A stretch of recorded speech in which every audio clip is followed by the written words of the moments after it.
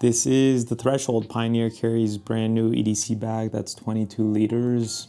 If you watch the channel, you know I am a fanatic of Pioneer Carry. Their Panda pack is my favorite backpack. I've been seeing this guy circulating. There's like a few samples that were sold months ago, and it's cool to see that it's finally in full production. On this video, I'm going to talk about the things that stood out the most for me, some nitpicks that I have with it, as always, but I'll also be sharing some thoughts on how it stacks up against the Panda pack, because I imagine even though it's technically 22 liters, the Panda is 24. Volume wise, this is the same as their new version of the Duration pack that's also 22 liters, but I would imagine for anyone that's interested in Pioneer bags, but they want water bottle holders, this is now really the only other option besides the Panda pack, and you get them on the Ray pack, but that's a smaller beast that handles much more specific use cases. So let's get into it.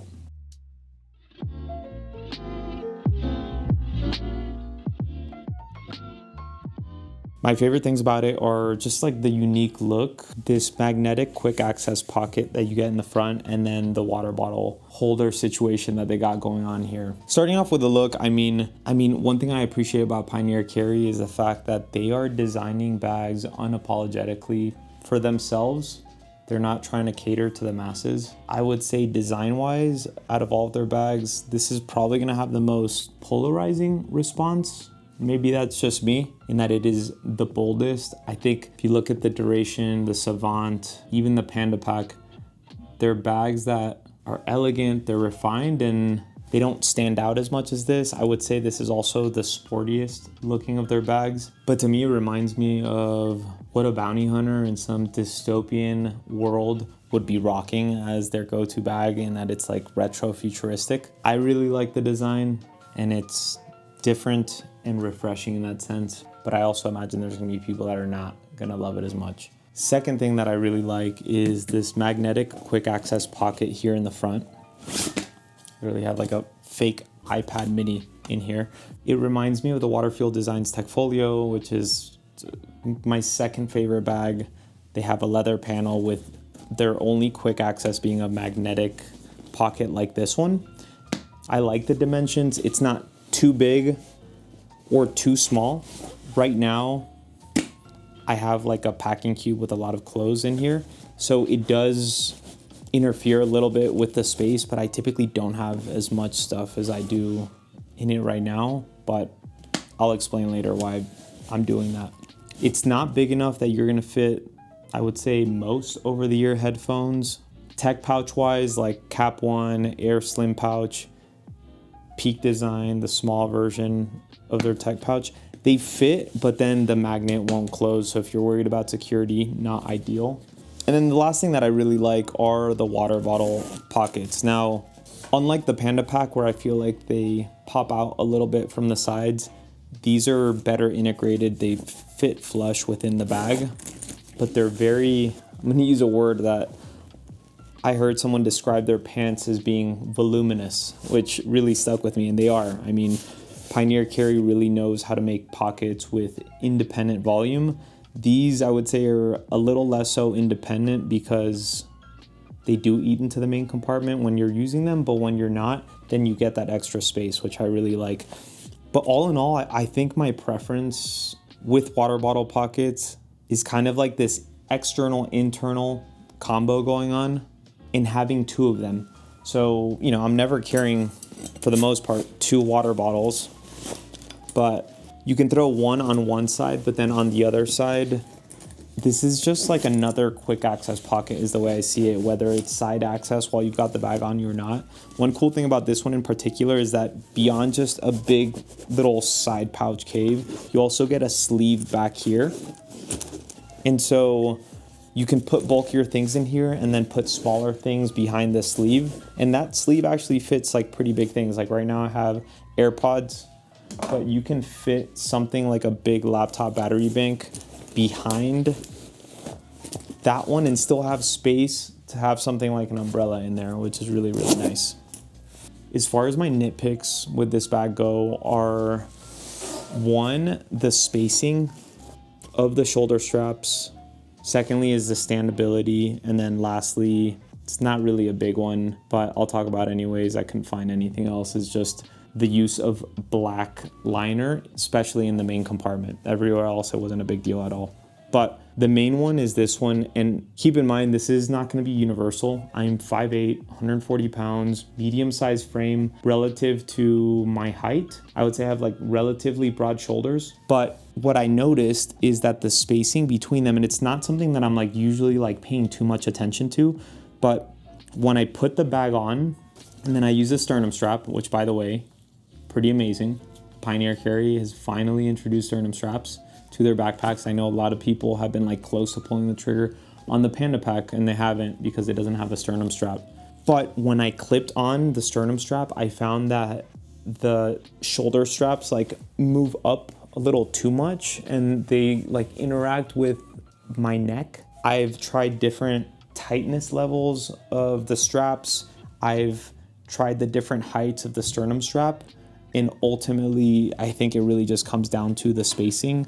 I imagine they adjusted the spacing to accommodate for the sternum strap, but I did talk to Alex from Out in the Lights, who's also a massive Pioneer fan. His favorite backpack's the Duration, and he said that he had the same exact experience. So the bag without the sternum strap is still fine, it's comfortable. It's just when I clip it on with the sternum strap in the loosest way possible, it starts riding up.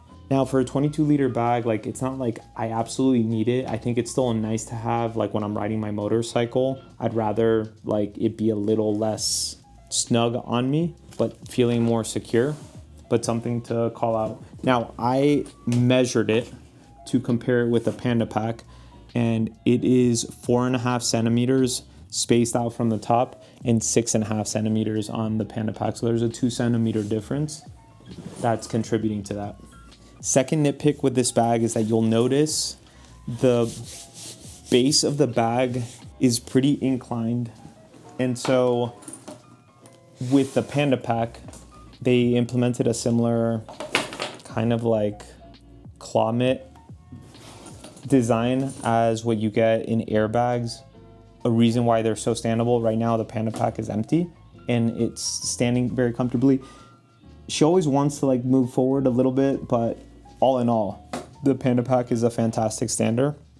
This bag right now, the reason why I have a packing cube in here, and it's not just a packing cube, it's a packing cube that I had to like sandwich in sideways, because I'll use this for bags to make sure that they stand, because not all bags stand well, but usually just doing that will make a bag stand. But even that, you'll notice that it wants to go forward. So if having a reliable self-stander is crucial for you and you don't want to have to think about like how you have it packed out, keep that in mind, because yeah, I've been rocking it with different loadouts and I've just found myself accepting that it doesn't want to stand really well, and so I'm like usually just leaning it up against something. And then the last thing, in something that, you know, I get and appreciate, that they're just like black liners. I mean, it looks sophisticated. This is a premium bag. The pricing reflects that. And I don't think they're gonna change, and that's totally fine. But with that being said, you know, when you get a black liner here in the front and then also in the sides, in conjunction with the fact that they're using a dark, like a beautiful stone slate blue color that's like pretty similar, just an even more blue than the shell color. It makes it so that in daylight, it's not a huge deal, but when you're trying to get into the main compartment, everything just like feels really dark in there. And then add to that the fact that like the pocket here, there's no mesh or nothing, so you're not going to be able to like see what's in there. You just have to kind of like feel around and find whatever it is that you're looking for. So if that's a pocket that you think you're going to use a lot, something to keep in mind.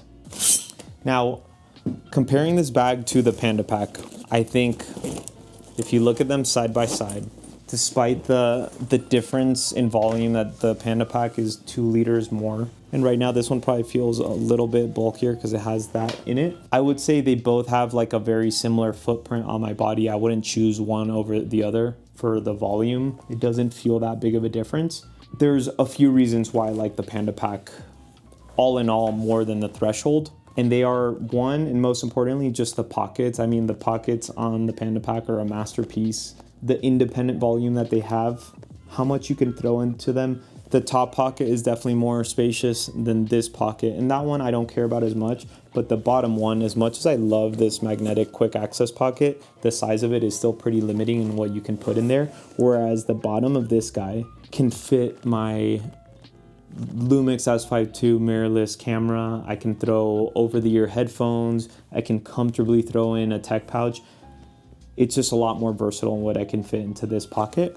So there's that. These side water bottle pockets, I really like the sleeve that you get on one of those, but I still feel like a lot of the volume in these pockets, because they're so big, go unused, whereas the dimensions on the Panda Pack I prefer.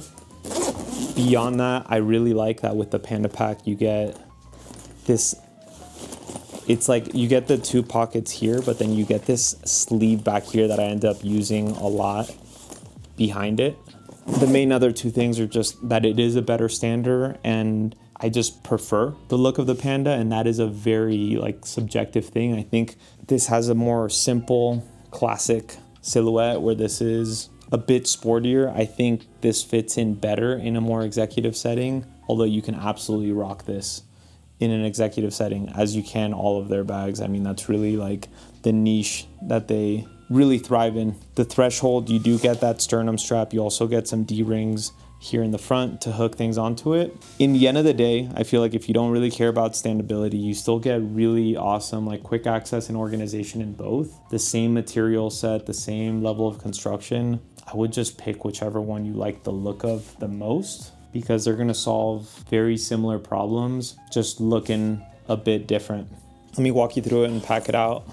840D ballistic nylon on the outside, and then on the inside, the shell fabric is their 3XD. You get pretty much a matching monochromatic navy liner. Their smooth YKK Vislon zips, magnetic quick access pocket in the front, and I'll pack it out as I walk you through it. I've just been throwing like a journal there. Evergood's Cap 1 Air Slim pouch. They fit, but not to the point where the magnets don't touch. As you can see, you've got two magnets, one on each side. And you have another top pocket here. This is where I've been throwing my sunglasses behind this liner with some additional volume here. I think ideally, I would have maybe liked this pocket to go a little further up and just have this be my spot for smaller things, and then get a little bit more room here. For the water bottle pocket, you get on the right side a removable key leash, which is actually a pretty solid place for a key leash. And then this is where I throw the water bottle. And then on the left one, you get both a bigger compartment and then a sleeve, so you can actually like, here's like something bulky, but then in the sleeve behind it, you can throw something that you might want to access with a bag on you. So like AirPods, it's not too deep and still creates some segmentation there. Also, like just so you can see like what fits in there, you can literally throw an umbrella as well. Laptop compartment, you get big sleeve, which fits definitely like a 16-inch laptop, and then across from it, another sleeve where you can throw either another laptop or a tablet. I left mine upstairs. By the way, just so you can see, this is like a iPad mini wannabe, but that actually does fit perfectly in this front pocket. And then kind of like clamshell beaver tail action here. Zippered pocket that goes pretty deep. It's all black. I kind of would have liked to see through it, but then you get like another sleeve pocket here, so if you do want to throw something like a journal, that's another good spot for it. And that's pretty much it. You don't get like an additional sleeve here, just main compartment space. And as you can see, with things thrown into the water bottle compartments, it does limit your horizontal space, I guess, a bit, but that's pretty much it. Final thoughts. I mean, It's just been awesome seeing Pioneer Carry continue to expand their collection, innovating unapologetically. The navy color, by the way, worth mentioning, is like really stunning in person. It looks more like a traditional navy in the pictures, but it's darker and it has kind of like a slate, cold, grayish blue hue thing going on.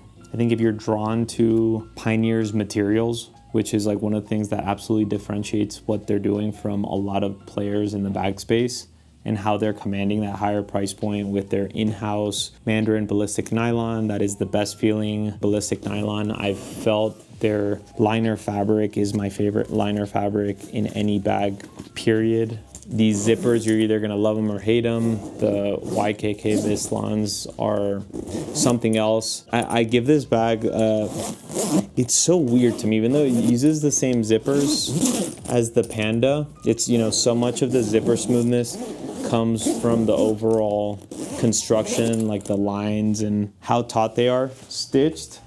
But the Panda, like, zippers are definitely smoother all in all, although these are still, I would say, like a 9.3 Pilgrim churn butter zipper smoothness rating. But yeah, if you appreciate that independent volume in pockets, you need a sternum strap.